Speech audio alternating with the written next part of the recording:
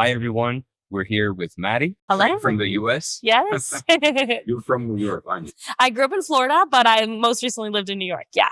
What brings you here to Madrid? Yeah, I'm here on a student visa, but really I've just always wanted to move to Europe, experience something. I love to travel. I work remotely for myself. So it kind of worked out beautifully that I'm just here on an adventure. Yeah. Right. So you came on a student visa because you came to learn Spanish? Yes. So I'm taking a Spanish class. The real story is my best friend that I lived with in New York. Her and I have been best friends since freshman year of college. We met in undergrad at Florida State University. And her and I have been best friends and roommates ever since we moved to New York. She's a teacher and her dream was always to teach abroad.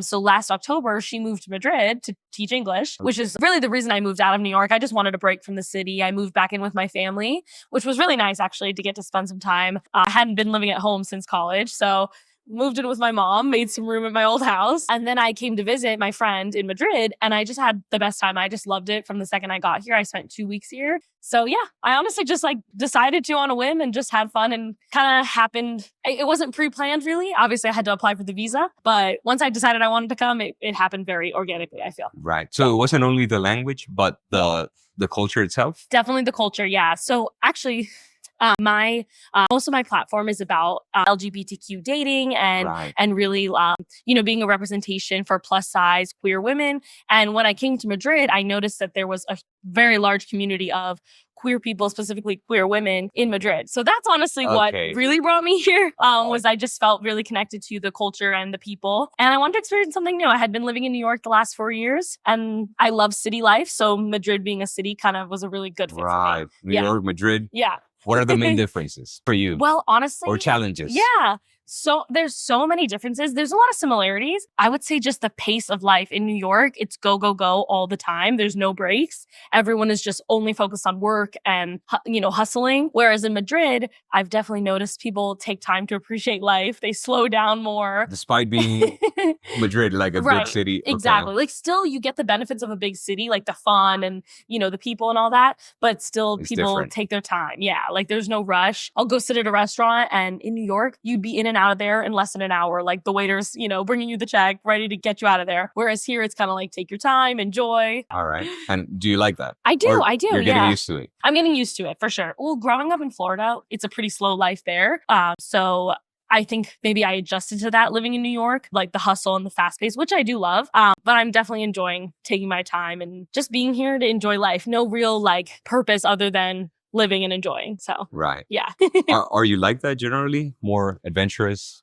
I do love to travel. Plans? Yeah, so I love to travel. So I love to go new places. And my best friend and I will travel a lot together. I'll do solo trips. But I think I'm definitely more of the go, go, go type of person. Okay. So it's been nice to adjust to just enjoying life and not having as much anxiety. I feel like in New York, I had a lot of anxiety, whereas here I'm more calm and just taking life as it comes. So, so besides learning Spanish, you're learning from the culture as well. Definitely. Yeah, definitely. So you think you can see yourself living here for longer? Yeah. I mean, honestly, I would love to. My visa is till the end of June. So I'm only here for 5 months. So you have to go. So I have to go. Yeah. But I mean, I would happily come back in the future, maybe if the opportunity arose. I'm single. I work for myself. I have a lot of freedom in my life right now. I'm 26. Okay. I've got no one to answer to basically. Okay. So yeah, which is my favorite part about my life is how independent I am. So maybe in the future, I would love to come back. Okay. Yeah. All right. So how do you find the people here with plus size? I'm going to be honest. I have not found one plus size clothing store yet. No? Yeah.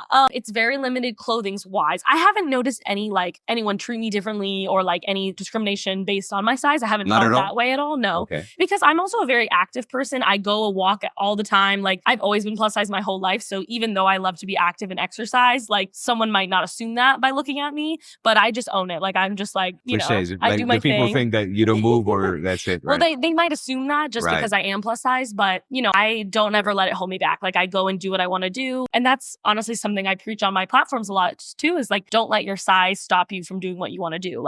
Maybe the airplane seats are going to be a little tight for me, Okay. but it's not going to stop me from getting on the plane, going to the new destination. My friends and I went and took a trip through the north of Spain, and we walked around, we went on a hike, like we did all these active things, and I had so much fun. Like I saw sites that I could have not have even imagined seeing. So yeah, I feel like personal wise, I don't ever let being plus size hold me back. I will say I love shopping, and I have not found any plus size clothing options here yet. So is that an opportunity for someone to create a business? Oh, absolutely. Yeah. Well, I feel that way in the US too. There's such limited plus size clothing options. Even in the US? Even in the US. Only like you can find things online pretty easily, but in store is very, very difficult to shop plus size. I wouldn't think that. I know. Well, you wouldn't think that, right? But it's true. Yeah, it's crazy. And actually, funny enough, before I came to Madrid, the school that I applied to and that I was enrolled in, one of my followers happened to be an administrator at that school. So when she saw me apply, she messaged me. She was like, "Oh my gosh, I can't believe you're coming to this school. Like, I love following you." And it was really nice because she was like, "Okay, you'll have a friendly face when you get here." So she's also plus size. So she was giving me some recommendations on where I should try out. So I need to go back and check out what she had recommended so I could actually go some in-store shopping. Okay. Yeah. So is that something you consider ever doing? Creating a business like a store? Is that in your plan?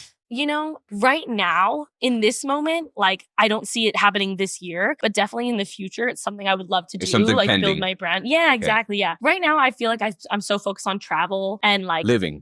Yeah, exactly. Experiences. So yeah. And being a content creator and a talent agent, I do have 2 jobs that I already balance. So I feel like I'm finding full-time that jobs? They're both full-time, really. Yeah. Okay. Especially when you work for yourself. Like I never feel like I'm not working, like I'll try to take off on the weekends, but I'm always thinking about my platforms and my job. And are you a workaholic?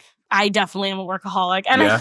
I think I always have been, even when I was like in high school and stuff. Maybe it wasn't applied to my work, but it was like school. And then moving to New York. So in 2020 was when I became an influencer. And it was because I was in grad school at the time. I had my master's from NYU in public relations. Okay. And also at the same time, the pandemic happened. So obviously everyone was home. And that's when I started posting on TikTok. I had no platform or anything before the pandemic. And then I started posting on TikTok, and that's how I grew a following. So you've always been social? Sorry to interrupt you. I never had a social following before the pandemic, Okay. but I always wanted to be an influencer, even like in high school and things. I just never had a platform. But you've been outgoing though, right? Always been outgoing. Always, Okay. I was like a theater kid in high school. I've always had a lot of personality, All right. Charisma. So, yeah, charisma. Okay. That's a good word to describe it. Yes. Okay. Yeah. And so then once I built a following, I knew that this was what I wanted to do. And so while I was in grad school, it was a 2-year program. And my goal by the time I graduated was to only work for myself. I didn't want to have to look for another job. So I've been working for myself as a social media influencer and now a talent agent since 2020. So basically 4 years of just, working independently. And I'm always thinking about that next thing, like what's my next move, build a brand, have my own business, those kind of things. But I think it'll all happen when it's meant to. So, okay. Yeah. Do you consider yourself hyperactive? Yeah, I have As well? ADHD. I'm like all over the place. Yes. Yeah. How do you manage yourself? How do you manage that? Yeah. Okay. So honestly, like what I've had to do is really just like prioritize what's most important to me. And really just How do you do that? By a list? Yeah, definitely lists. Definitely just like having a schedule. Even if I don't always stick to the schedule, having goals, like daily goals. Like for example, every day I'm going to post on Instagram. Every day I'm going to post on TikTok. Every day I'm going to post on my stories and talk to my followers. Like those little things that you can do. Because I have ADHD, focusing can be really challenging for me. Yeah. And sticking to a schedule can be really challenging. So as long as I like have just a few simple goals that I meet every day, I've kind of learned that reaching those simple goals in the long run helps you to actually meet that large goal that was scary when you first thought about it, So we know it's a challenge to have ADHD. Yeah. But what have been the benefits for you? Yeah. Maybe creativity? I think, definitely creativity. And then also just like my drive to work for myself.